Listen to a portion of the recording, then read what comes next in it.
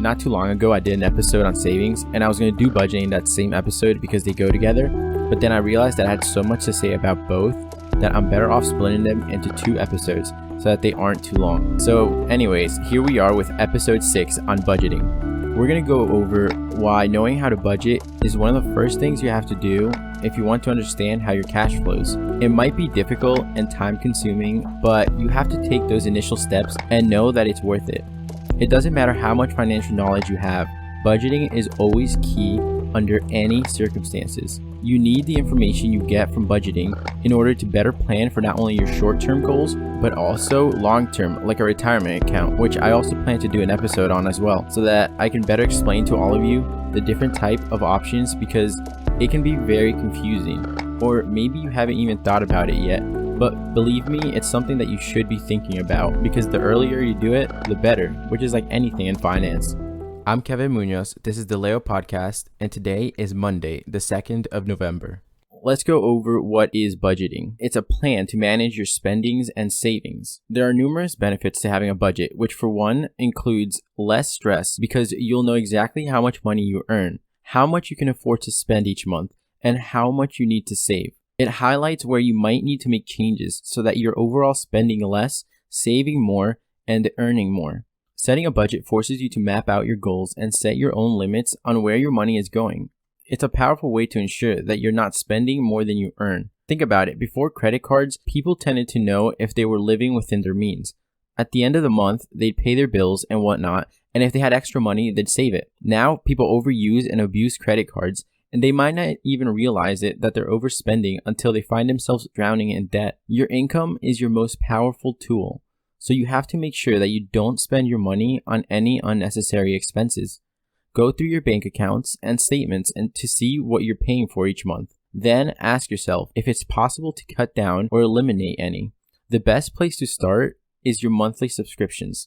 Everything these days is subscription based, and this is because companies like Amazon, with Amazon Prime, Netflix, music subscriptions, and gym memberships, all these services bank on you forgetting to cancel your subscription. Next thing you know, you might be paying for a service that you're not even using anymore, so this is very important to check on.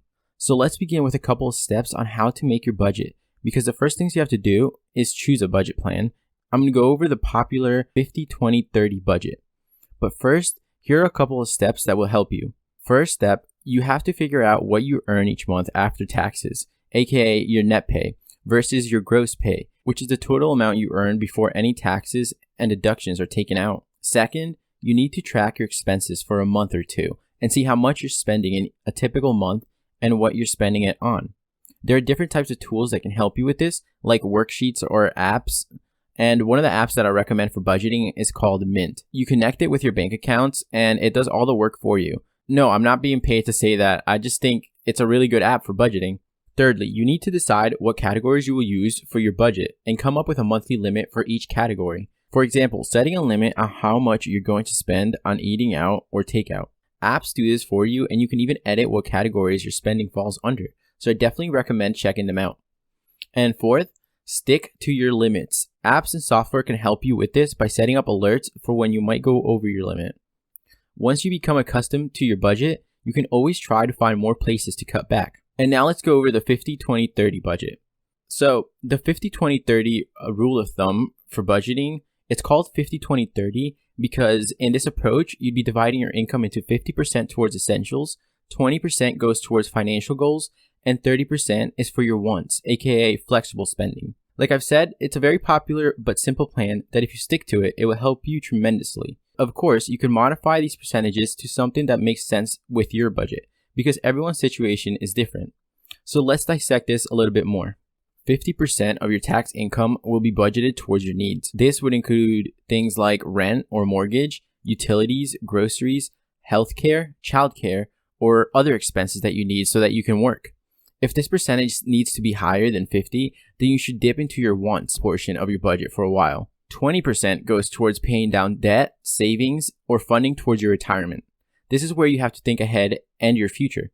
Getting your debt down, saving money, having an emergency fund is all ultimately to help you have a stronger financial future. 30% of your income will be towards your wants.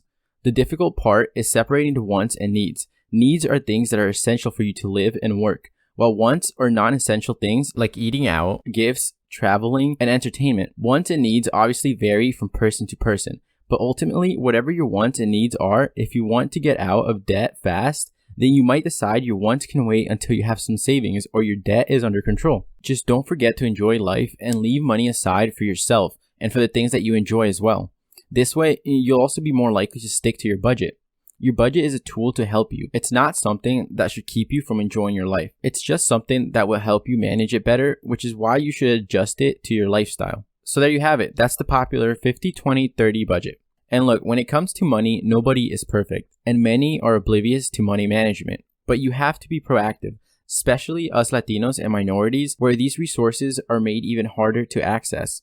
So if you want to get your money up, it starts with you and taking that first step. You need to be proactive. It's okay if you make mistakes, as long as you learn from them. It's about changing your mentality and taking action to turn your situation around. Sometimes we all just need to experience mistakes in order to learn our lessons. So don't be afraid to fail. With that being said, there are a few things that you should avoid so that you can be on the right path to a healthier financial life. 1. Living beyond your means. It's the number one mistake that most people make no matter their income. If you make $40,000 a year and you're spending $41,000, you're in debt and you're in trouble. It's that simple. Another one is carrying too much debt. Now, there's good debt and bad debt, but we'll get into that in another episode. But for now, just know that owning a house is an example of good debt. Again, as long as you're living within your means and you can afford the mortgage payments and not be sold on an overpriced house just because it has a nicer bathroom, and then you come to realize down the road that you can't afford the house. Thirdly, not having an emergency fund. I covered the importance of this one in the savings episode and how it can be utilized for an immigration lawyer as well. But also, if you got fired from your job or sick, you're going to need money while you get back on your feet. So like I mentioned in my savings episode, aim for at least 3 months worth of expenses. And no, credit cards are not emergency funds. Fourth, lack of savings. The majority of people owe so much money that they can't even afford to save any of their own money. Even if you have credit card debt or student loans, you have to save your money. The best advice I've ever gotten is always pay yourself first. Put that money in your savings account. And lastly, not having a budget. The reason most accountants and bankers have money is that they track every single penny very well with a budget. Budgeting is key if you want to save money and put some aside towards savings. Like I said before, it seems like a lot of work, but if you work hard for your money, you should work hard to keep it as well, don't you think? And now it's time for some finance facts. Did you know that Wall Street is really named after a wall? It was a wooden barrier built in 1653 to protect the Dutch colonists who then ruled Manhattan from the British and the Native Americans. A majority of the United States bills have traces of drugs on them.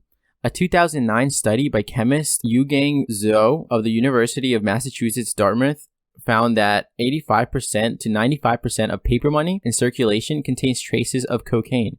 In Detroit, LA, Miami, Boston, and few other major cities, bills showed traces of cocaine 100% of the time.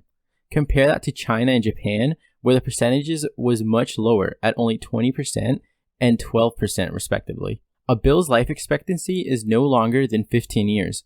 After being used on a regular basis, bills wear out and are taken out of circulation. The $1 bill gets the most use and typically only lasts about 5.8 years. However, it's not the shortest life expectancy for a bill. That title belongs to the $10 bill, which surprisingly only lasts about 4.5 years. The $5 bill also has a shorter lifespan than the $1 bill, coming in at 5.5 years, whereas the $20 and $50 bills start to trend upwards at 7.9 years and 8.5 years. The longest lifespan belongs to the $100 bill, which lasts an average of 15 years.